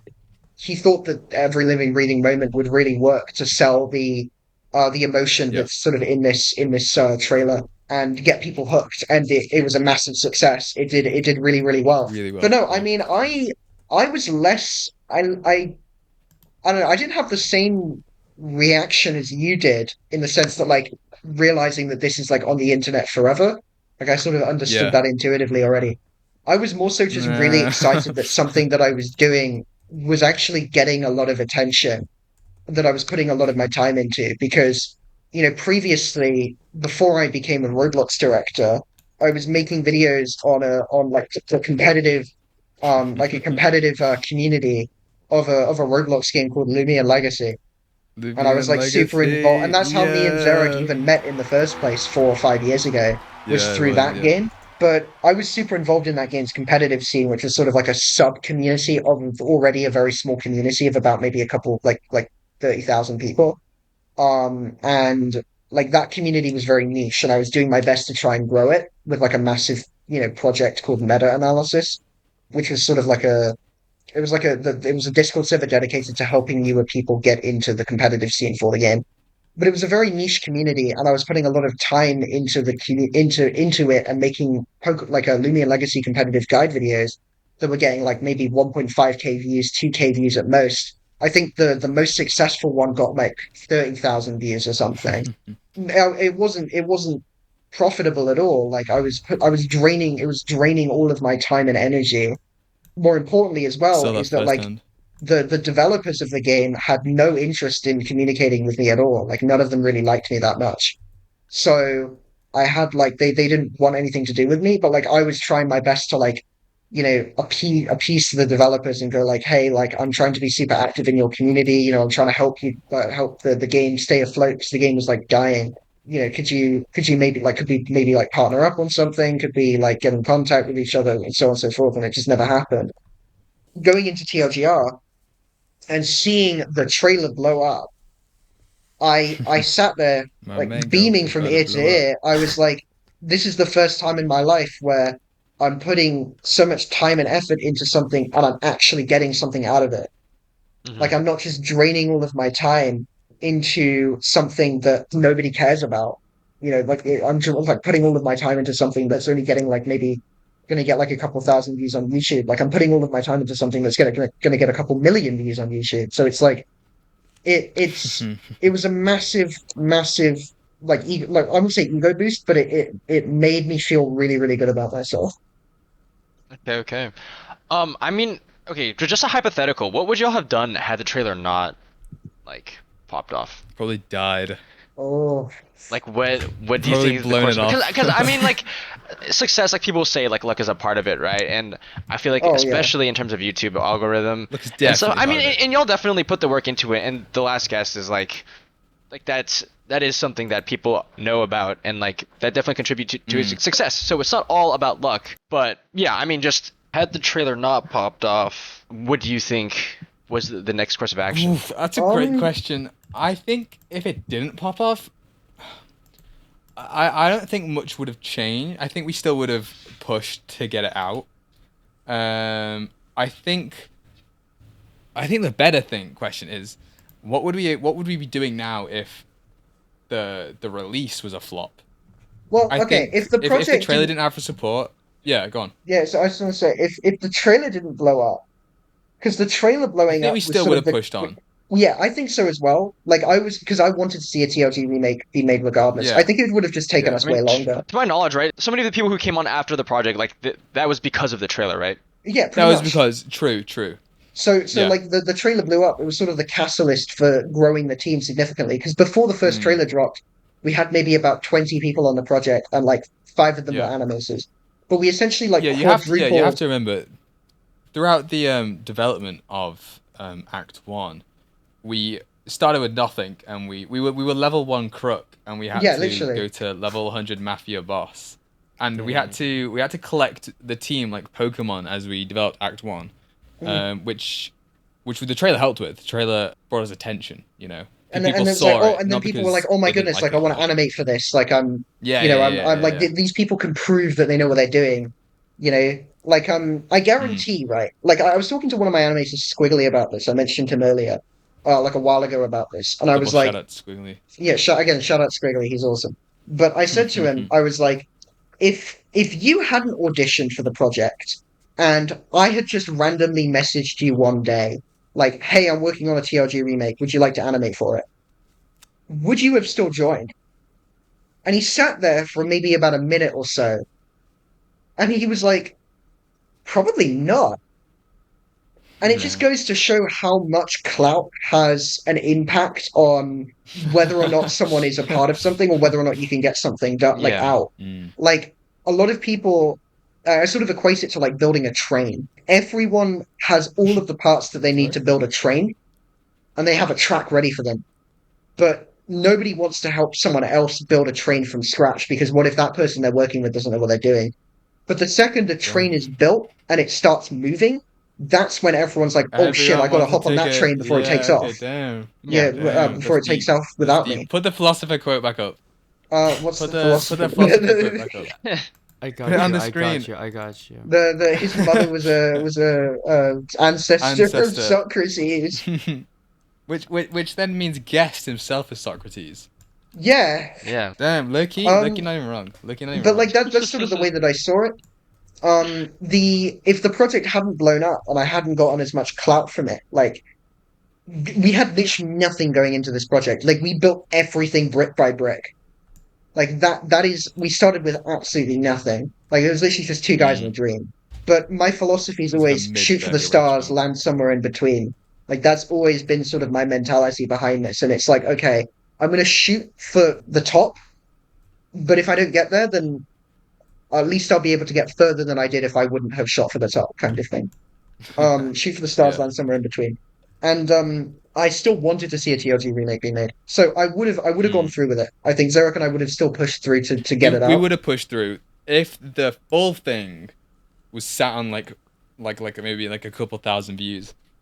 I think that would that would Oh, that would have ruin been a me, and massive L. Like I would have probably I just think I would have stopped. hung in the I think towel and just yeah. retired. Yeah. because we would have leaked like we would have tanked an incredible amount of money. Yeah. And then have nothing to show for it. No, I don't think we would have been able to do an Act 2 if things went poorly, which I think absolutely. I think it's completely reasonable. Yeah. Like, even though we want to do this for the community, we also don't want it to be a detriment to ourselves. Yeah. Like there's a middle ground here where we can do something that we're passionate about for people, but just because you're passionate about it doesn't mean that you don't want to see returns, you know? Mm-hmm. I get you. Yeah, and I think maybe I would have still kept going, but I would have worked on much smaller projects. Because like smaller projects, like maybe 5 to 10 minute short films, those do not take 8 months to produce. Like TLG was an hour and a half long. Like the full movie was an hour and a half long. Like of all 4 parts of the original. So our adaptation of a 17-minute short film, I say 17 minutes because 5 minutes were just credits, is an hour and a half long. Like that is ridiculous. That is insane. And the only reason we were able to pull it off in the time frame that we did was because we had a team of 70 people. 20 of them were animators. The root of it all is just clout. Like people sort of, see other people as higher as them if they're doing well on YouTube. Like that's just the philosophy and the mentality that people have. Yeah. But like fame as a concept is just entirely like a social construct. Like We I'm live in a society. the same person I was like a year ago. Like we live in a society, but Zarek and I are the same people we were a year ago, in the sense that like we were made up of the same like biological material. Like we both have Do you know how brains, livers. crazy it is to balloon from 20 to like 75,000 subscribers? It does not. I've not changed as a person. It's just the attention I've got is what changes, and Yeah. I've yet to grapple with that fully. I know it's different for comics because he was doing content creation. Don't put it away. Put it away. I don't know if it's different for Convex because he was creating. Obviously, he was doing YouTube before I was even thought about Last Guest remake. So I guess his idea of being known or acknowledged by people will be different to mine because I had an audience of none and he had an audience of 1,000. Maybe about a couple thousand from meta-analysis. Yeah, a couple thousand. Yeah. So, I don't know. I think we're the same people. At the end of the day, we're just dudes. I'm an 18-year-old. He's a 17-year-old, and yeah, literally. we're just doing something we enjoy doing. But it's like we cloud is such a crazy thing because it's like I hopped in the public TLGR Discord server to play Forsaken with a couple of friends like a couple of nights ago. And like I was playing with people that I had known for about 5 years up until that point. He had been through, he had seen me at my lowest, I'd seen him at like his pretty bad spots too. And it's like we were just chilling playing it, and people were joining the VC, and they were like, "Oh my goodness, like, do you not realize how lucky you are that you're playing Forsaken with the literal director of TLGR?" And my friend just had to go, "Dude, this is so crazy. I'm seeing my best friend get glazed. Like, I cannot fathom that." Yeah. Like I knew, and this guy, the guy that said that, he knew me when I was like 14, making like immature jokes and being a public nuisance. So him just seeing that in the span of about 6 months, going from like an insufferable teenager to someone that is getting glazed to the level that I am, like I was even surprised. I was thinking like, dude, like why are people treating me like this? I'm just a guy. Yeah. Like Zarek and it's I such a divisive people. thing. Attention and quote unquote fame. I realize that I'm talking about fame as if I'm not a micro celebrity. It's such because you have to be careful now. You can't be how you were when you were 14. Obviously, you shouldn't be how you were if you're 14 when you're an 18-year-old. You got to grow up. But now there's eyes on you, and you can't be caught lacking anymore. You have a platform, and it's like it's a really like it's a weird feeling because it's like there's this meme that I'm aware about. It's like me watching a celebrity get cancelled for something I do every day. Yeah. And it's like when you're a celebrity, or even if you just have a small platform. Like I'm talking as if I'm like Steve Jobs or Elon Musk or someone. But like, but just like a following in general, like if you have John a following, if you have a platform, and if you're like well known in a community, like people are going to listen to what you say, and they're going to take it seriously. They're going to care, and it's like you just can't live as if you're unknown anymore. Like it's an entirely different life. Like everything that you say can and will get used against you, kind of thing. But meanwhile, if you're just like a random person on the internet, like who's like anonymous, like no one cares. Or like it's not like really that no one cares, it's more so that like, you know, there's no imperative to listen to you, if that makes sense. Yeah, I agree. Sorry. I've only just got what the image behind us is. I've only just realized Is that me eating chips? It's you eating breadsticks. Oh, breadsticks.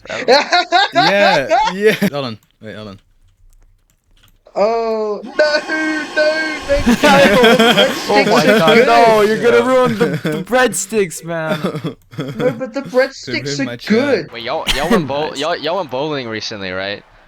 I mean, No, we months ago. didn't. No, we didn't. Months No, ago? I just no, talk about it that's because funny I 'cause we absolutely frame didn't. bombed this guy. No. We met That's up funny in 'cause real we life didn't. last year. When was it? Like Yeah. It was. I can check. I have photos. The picture, bro. The picture. Is that the Shadletsky bowling ball? I can't believe this But twist. yeah, Zarek It was and I definitely went- when we had started TLGR. I think I have so. pictures. Hold on. Bear with me. Technical difficulties. We are experiencing minor Oh yeah, it was September. No, Okay, I lied. It was yeah, but- October. My Oh, was that? fault. Was that? Oh, was that? So you Um, mocked him, right? But I just absolutely, we went bowling and I absolutely frame mobbed him. Yeah. Okay, wait. Question for Zarek then. Do you want a rematch? Do I want a rematch? Preferably in a different field. Uh-huh. Are you you're scared. sure? Does Roblox bowling count as a different field? Yeah, it does. Yeah. Yeah, it does. Hold on a Okay. minute. Hold on, let me get down here. Hold on. Alright, hold wait, on, no, hold you on, introduce it. hold What do you on. mean I introduced it? You Okay, pull it up- guys, so it looks like when I was isolated for 8 months, I didn't have much, like, anything to do, so I just kind of passed the Yo, time what by, do you like, mean? I made this whole station. Hey! Hey, Bowling! you don't need Bowling! Alright, wait, hang on, Guys. stand here. That's Who sick. wants to go That's first? Sick. Me. I don't have a ball. No, you'll get a ball, will you'll be get a ball, Summon- hang on. summon the Check ball. this Oh, we'll out. get a ball. Okay. Okay. Dunk. Okay. How does You got this the ball. work? Okay. just- It's okay. best of Click. 3, Where do you whoever can stand? knock Where the do you most stand? pins in one throw, best of... Oh! How does Put it down. I have no idea how throwing works. Like You just click. oh, Yo, Alright, it's a just- little just- heavy. you- It's you a little press- heavy, bro. Just be. It's a little heavy. It's heavy. Yeah, watch out. You got it. What? Yeah. What? Oh, Damn. Damn, I got okay, eight, okay, okay, I got eight. Is it This is 10? so stupid. No, Wait, no, hold no, on. but like bowling's Yes, two yeah. goes though. You get 2 goes, right? Not Okay, in never mind. Roblox No, bowling. no, not this Not one. in Not this one. Roblox Not- bowling. Whoa. Wait, just okay, do not stays- shift. Whoa. Oh no, I think there's a certain object here. Oh. Oh. Okay. He's already Let losing. me He's already line up. folding. Let me line up. The wheel spins. Right. The Oh. Oh, that's... Ah. Alright, so Okay, that's wait, 1 point no. Convex. No, that's still... Wait, yeah. What the fuck? It's best of 3. You still got a chance. You still got a chance. All Alright. Well, winner gets a prize. Winner gets what? Yeah, winner gets a Surprise. prize. so. Yeah. Distraction. What? It worked. What is going Surely- on? surely Why that am I wants to go. getting inside of? I don't know what's happening. What are you doing? Yo, Yo, whoa, Convex, chill out, man. Like, How's he doing that? How's he doing that? Yo, maybe. I got you. okay, Yeah. okay, real throw. My distraction worked. 8. Oh, Damn, damn. 8 again. We're going Damn, 8 again. two for 2. Zarek, you gotta Zarek, lock you're in, gonna have bro. to you're gonna have to score like almost a strike for this if you need I'm this. gonna have to strike. You're gonna have to Yeah. Do not email on me. Yo, it's just You know what? distractions, Go Zarek. ahead. Hey, get your head in the game, bro. Get ahead in the game. Hold on, I gotta line this up. Yo. Oh, my fuck. ping. No! Convex is the winner, yay! Yay! 2 for 1. Great. Alright, you know what this means, Zero to Convex? two. You know what winners get? Okay, What do you get the winners get? liberty of climbing up Shark's beautiful ladder and walking across his hair to jump into the pit. Oh no, the pit of agony, doom, and despair. Okay, so I just so I just jump. Just jump. It's your reward. Just jump into, Yeah, just It's your jump. reward. It's your reward. jump. Hey, I'm in. Oh shit! Oh! Can I try again? If you can hide in time, Yeah, you I'm gonna live. try again. I don't think you're supposed to hide. It's just the guest parent treatment, bro. No, he has to hide. No, because guest hid. Go, run. Oh, he's safe. Oh, he's so intelligent.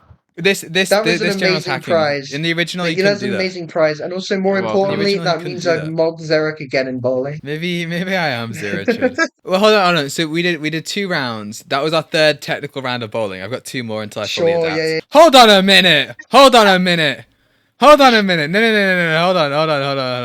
Look to your right. My right. Yeah, Look zero to your shot. right. Zero shot, yeah. No, that's your left. Oh. No, see, the crowd changed. Oh. The crowd, Oh. the crowd looks a little different than Oh. before. Huh. Oh, that's that's Can really I- interesting, huh? Interesting. I think your co-host had a little accident. Yeah, he's shit. Okay, He had a little mishap. just moving forward, what were the things that you like learned from TLGR? Like what are you like taking forward with you that is going to see improvement in future releases? Just in general, like criticisms, like feedback you've received. Yeah, well, we both received the fair share of criticism about There were things 3 main on- things that people didn't like. in Act 1. Yeah, there were 3 main things. It was The voice acting, music, music, voice acting, yeah. and Voice it acting, was music. voice acting, music, and I think the third one was sound mixing. sound mixing. Yeah, So yeah. Which all 3 things, which were Yeah. like we didn't know, frankly. Hold on, wait, I just realized. There we go. okay, Piccolo, we see the fit. We see the fit. Do you see the fit? Do you Yeah, we see see my we see the fit. pyrotechnics? We see the fit. We see My the pyrotechnics. pyrotechnic. Very- Good. But yeah, with criticism, like this is obviously our first production ever. I have never I've not been to a film school. I don't know like the process of how this works. People kind of tend to forget that we started this from A nothing. lot of people just don't know that at all. No, that's a good point. Yeah, we started this from nothing, and I think a lot of people expect, like, they see the big tag next to our names of like however many subscribers you have, and it's like they expect this to be almost like a professionally made, Like Christopher Nolan, like Mel Gibson. like Christopher Nolan, $1 million budget, not a million, but and that's not what we had the ability to do. We wanted to remaster Last Guest just because we wanted to. And obviously, that doesn't mean the criticism is invalid. I just think some people expect almost a little too much from what we had, like the resources we had available. And now, obviously, we're a lot bigger and we have access to said resources. Mhm. Future acts will go a lot more swimmingly. We'll have hopefully more money to produce. We'll have an already existing team, one that we don't have to create while we go along. Mhm. And I think because of that, a lot of the criticisms with voice acting, like we plan on improving that with like table reads and having the bigger voice actors help the smaller ones in how to improve in their scenes. As for the mixing, Convex is just half deaf, bro. Yeah. You can't hear out of one of his ears. Well, like, That's on us. That's low-key on us. That We is put, low-key. it's like We putting a left the blind sound guy on design, the traffic sound control. mixing to someone whose ear is like not working. Yeah, that's our bad. But I think another thing as well is like about the voice acting specifically. A lot of the people that thankfully, a lot of the not as good voice act or not as professional voice actors on the project would have much smaller roles. I think there was a bad Like, major role in the film. No, Spud did an amazing job with Simon. Chaz did a great job as Chaz is guest awesome, and Matt. of course, as we were talking about yesterday. Chaz is amazing. I could glaze him all day. Yeah. Our realist is professional. She did an amazing job with Molly. What other major Daisy, characters? Jenny did a great job with Daisy as well.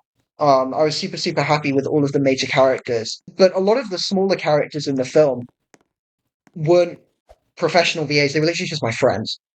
Because Yeah, as I said before, we were sort that's of all we had building things access up, to at the time. like built brick by brick. That's literally all we had. A lot of that, and also a lot of the people that my friends from like the Loomian Legacy community that I was talking about. Like I knew a lot of people in that community, and a lot of them followed me to this endeavor. They followed me to this filmmaking project that I was working on. And like half of the moderators in the TLGR public server are like friends of mine from the Loomian Legacy community. I'd say like 60% because like it's a mix of Loomian Legacy people and like Oblivious HD people. Like people that were active in like Oblivious HD's original like Discord server back in like 2022, 2023. And like they're all community managers and stuff. But in regards to the voice acting specifically, like you know, they weren't professional people, they were just my friends. And admittedly, I could have maybe looked on Casting Call and found like more more professional people than what I ended up going with. I just decided to. What am I looking at? What am I looking at? The sergeant? What? What is this? Understand. I don't know. Is this Okay. wait? Is this a frame from? Is this a frame from the song "I'm Not a Deadass"? I'm not a deadass. I hope not. I'm not. No. I've got a jello heart. Oh, holy shit! I've got a jello heart. I'm not that mean. Oh my goodness, it is. Oh my goodness, it is. I told you. I've never watched the thing. Okay. You know what? I quit. And I make you quit, Convex. No. Holy shit! There's so many. Get out of my chair! my ping is just as bad as Matt's in the original. True. Holy shit! No, there's so many. Oh, there's so many. Wait, why is there more? Why are there so many? Bro, our audience is growing. Yay! I'm hitting M. I just see more and more of them, bro. Like they're performing mitosis. Give me the elephant back. I want the elephant. But yeah, no. I could have looked on Casting Call, but I kind of I designed the characters around my friends, not the other way around. Especially with some of the smaller characters in like the barrack scene. Like Kaz was based on Kazadus. Magic and Duck were both based on animators for the project. Rico is a friend of mine. Reed is by Reed Kreiner. He's professional, but he voices Jez and Act 2 who gave him a small role.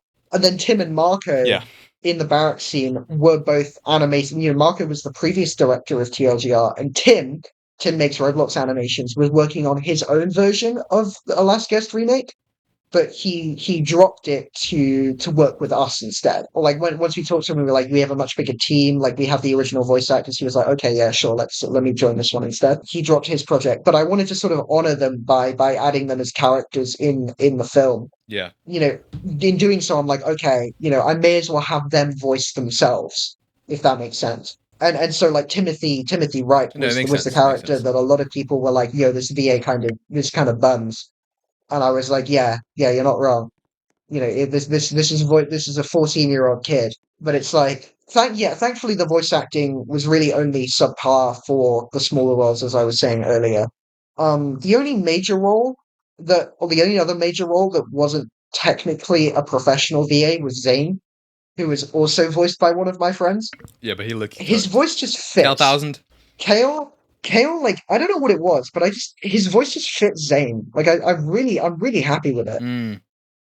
Like, it really works. Yeah, I can't explain it either. We just heard him. He did some lines for it, and I was like, you know what, this slams. I won't even lie. He does a really good job. And we hope to expand on his skills later in Act 2 and 3 and 4. No, wait, no, he dies. Never mind. True, he does. Yeah, so true. Never mind, he does. So true. Never mind. Sorry. So yeah, I guess to just wrap things up, what should people expect from you in the future? Like, not just in the near future, but distant future as well. What do you all have planned for the channel and your initiatives? Well, we have a little bit of a roadmap of what we want to do. When it comes to things that me and Convex will direct directly, it'll be The Last Guest. And then what we really want to do after Last Guest is do Block Swatch as well. Yeah. Okay. That's something we've talked about and stuff we've got ideas for currently. Obviously, based on the current rate at how we do things, probably not going to be for a good 3 years. However long we take to get the rest of the acts out, you know. Yeah, because Block Swatch production wouldn't start until all 4 parts of TLG are fully completed. Yeah. Okay. So we wouldn't double up. That's not something I think we have the mental capacity to do double up on projects. That's why, like, you see the thing about Letters from 16, that is something that we'll host, but not something that we'll direct. Yeah. That's handled by its own people. Me and Convex want to focus on The Last Guest then hopefully a Bloxwatch Reimagined, and then from there, I guess it's just kind of if we're still passionate about what we're doing. If we are, then is maybe a chance for but like original just original ideas works. for stories that Zarek and I want to write specifically. Yeah. That would be... So after that'll be after Bloxwatch, hopefully. If we're still into it and if we're still interested, we'll have a community already. We'll have an audience, and we hope to not work on previous IP and make our own. Okay. But that's distant future now. Yeah, distant future. I think as well, like in terms of other projects that I would want to wrap under the initiative that are directed by other people. Currently, Lessons from 16 is the only other confirmed one that's under the initiative. But we have a third project on the horizon, which is very early days, so I'm not going to say too much about it. But it's called Strikers. True. It was originally directed by Marco, but Marco dropped that one too. And he gave it to me, and I was like, you know what, I'm too busy to direct this project as well as TLGR, so I'm going to give this to one of my friends instead. His name's Blobside. And Blobside is now directing that film, or that project, but that would also be under the initiative. But Strikers is like a superhero-inspired sort of film that takes place in a city, and it's like it's about like a group of superheroes with different powers that fight like bounty syndicate, like crime syndicates around the city and stuff. And it's sort of like inspired by like Teen Titans, where it's way more focused on like the dynamic between the different superheroes, less than it is about the action. Like, of course, there's action, but it's like mainly focused on the characters themselves and their dynamics with each other, and like sort of their unique personalities and stuff. And in terms of that project, again, as I said, very early days. I have Blobside directing it, but I told Blobside, I was like, take your time with it. Like, this isn't something that needs to come out next month. This is something that could come out in 2 years, even. So just sort of chip away at it slowly. But that would be another project that's under the initiative too. The only other project that I also want to work on after well, I wouldn't say after all is said and done, but maybe just like a side thing that I'm doing alongside like the main thing. Like maybe I'd start production on this sort of side project while directing Act 3 is like a Red Dress Girl remake. Okay. You know, Red Dress Girl from Kavra. I've talked about wanting to do this for a while. Like I grew up with Kavra as well as I wanted to make a remake of that film as well. It would be less of a film and more so like an episodic thing, I reckon, because the original itself came out as like 5 to 10 minute parts. I think there was like 8 parts that were like 5 to 10 minutes each. So I sort of see it as like a smaller project that I'd just be able to tackle like sort of alongside like a much bigger project. As I said, like maybe I do this alongside like in parallel with Act 3 and just sort of like get a couple of animators to just sort of like hop on that and do like and so that I could like release like a 5-minute part, like new part of this like Red Dress Girl remake every like month or two or something. I have no idea if I'm actually going to go through with it, but it is something I do absolutely want to do. But yeah, that's sort of like our sort of our main projects that we want to like sort of focus on at the moment. I think right now though, as soon as Zarek and I are done with our break, we're going to be jumping straight into Act 2 for TLGR. Because a lot of people are talking about, oh, please do Act 2. You know, literally my entire comment section is like, when Act 2, when Act 2, when Act 2. And I'm someone that can't keep still. Like, when I'm doing nothing, like, I feel like I'm being unproductive.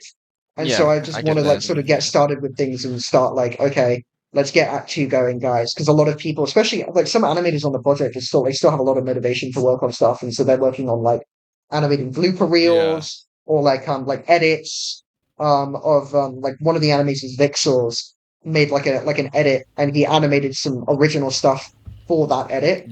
And he was just like, dude, I'm still super motivated to work on this. Like, I want to animate more. And it's like, dude, we can't. Like, we need to write the script for part 2 still. So it's that would be that sort of stuff for the very distant future. But like immediate future would be Act 2. All right. Well, just so you guys know, whatever you guys do, Cricks and I will always be supporting you. Thank you. I really appreciate that. Yeah, isn't that right, Cricks? Like, what the? No, what the? Let me get a closer view. Hold on a minute. What is Do that again. just take your time. Do that again. Damn. Alright, guys. You Hold on, want to spin? Stand You want over like there. Stand Wait, up. I'm genuinely moving at like 5 frames a second right now. Yeah, there's a down. lot of. Yeah, we can clean up. We can clean up. Left Just up. click. You can get rid of Oh, it. you can What? play- Oh, wait, What? what? What? What? This one, that one Sorry? doesn't, like. Yo, my skeletons, bro. Guys, wait. We're killing all your children. You don't need this man. Guys, Don't look this guys, skeleton, bro. please, I need my Please, children. Speed, I Guys, we need can't be doing this. this. Please, Peter. No, nope. That guy left his foot behind. Oh, we shit. can clear the lantern. Thank you. No, why are we No, raiding children? no. Oh yes, let's go. Skeletons all the way, baby.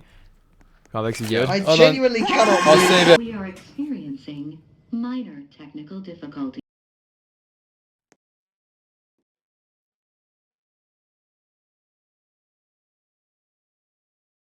Everybody, like, share, and subscribe. Hit the notification button. Yeah, subscribe to Smash Bomb that bell. Assassin. Subscribe to No, this smash channel, that guys. bell. Yeah, Subscribe to someone- Convex. Someone throw up the Hello Thank Neighbor you. thing on the screen. Yeah, I want to say as well, thank you for having us up, Bomb Assassin. You have been Thank you for your an time. absolutely awesome animator to work with on the project, and I'm super excited to, for all of the Yeah, future. will we see more future from you, stuff. Bomb, in future acts? Probably, yeah. Way, Oh shoot! Wait, are we forgetting something? Did we forget to ask fodder questions? Fodder 2.0. not asking No, questions, No, bro, he's gonna questions, get angry. Oh No, shit! we- Oh no! Oh no, he's angry. No, he's angry. No. How do we stop it? How do we I don't know. stop I think it's past the point. Oh my god! Yo, shoot. What do we? Oh well, he's Guys, dead now. I think. Son, hold on. Can I? Oh my god, Timothy woke up! Timothy woke up! Get down, Mr. President! Get down! Get down! Oh my god! Timmy, I'm so sorry! Oh, Timmy's back! I got this! I did it! He's dead, guys! We did it! Wait, Zarok's No! He's back! Oh, you're not a skeleton anymore! Ah! Holy shit. Yeah, okay, that's.